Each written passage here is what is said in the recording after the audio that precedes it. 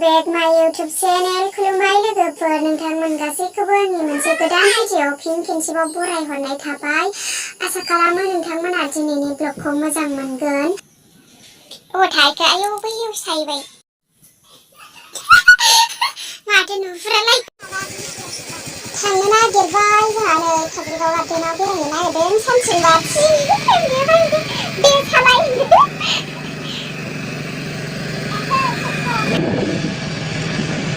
थांनोसै सान्दुंआबो जा गोसा आयौ थिं ओमफ्राय जोंना गामिया बेनो नै हाखर हाला नङा माबा हाग्रा फोथारबारि सामथाइबारि मोजाङालाय नोंथांमोनहाबो जोंजों थ'फादो काजलगाव गार्डेनसिम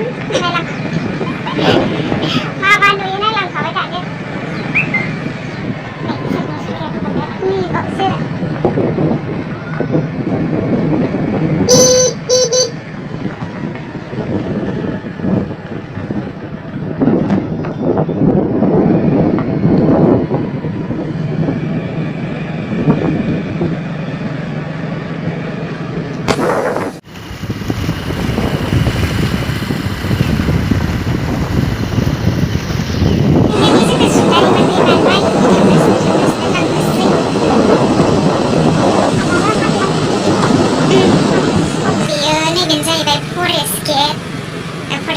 फरेस्ट केम्प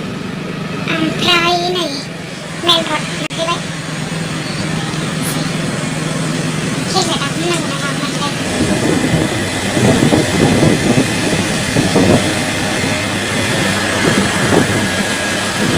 फाइनालि जोङो गार्डेनाव मोनफैबाय नै गेटआ बेजोंनो गेटआ बेजों हाबलांनोसै जोङो मानसिफोर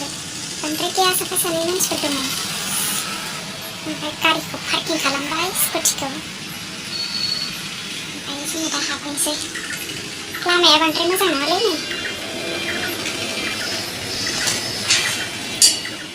आयौ फाग्ला खेवनो हालालै आयौ फाग्ला माथो मारिनायसो माजों हाबगोन हाबनो मोनोलै बैसोर मारिसांखो ओमफ्राय गोथौदां थौले होननानै ज्रुम बारलांदो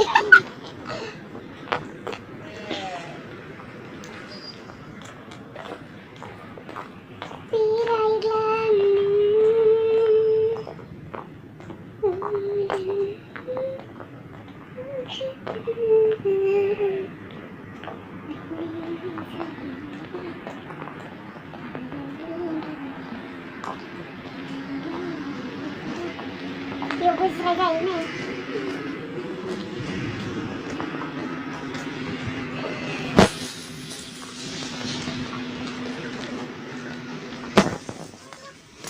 गथ'फोर गेलेहोफैनो मोजां जागोन ना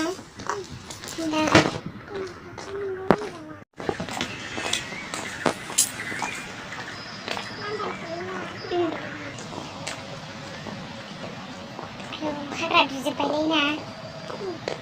फोसाबबा जा मोजां नुगोन फिसियो खोमादां बेयाव फुल एरि गायाबाबो बिफांफोर गायोबा ओमफ्राय बे दैयाव सुइमिं पुल एरि बानायलायबा ने ओमफ्राय बट एरि बानायलायदो नाव जावग्रा बरिया ओमफ्राय टिकेट लादो ओमफ्राय बिदिबा मोजां जागोन फार्स्ट टाइमलै आयौ एफा खाथि जायगायावनो फैफेरनो मोनामोन फाग्लासो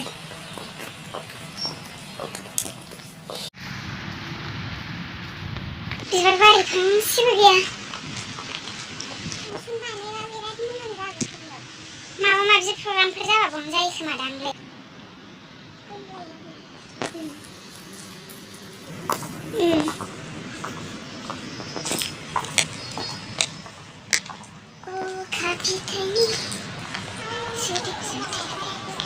आयौ गोमलायो वाव so beautiful फाइनालि थान्दा मोनलायलायो माथो ना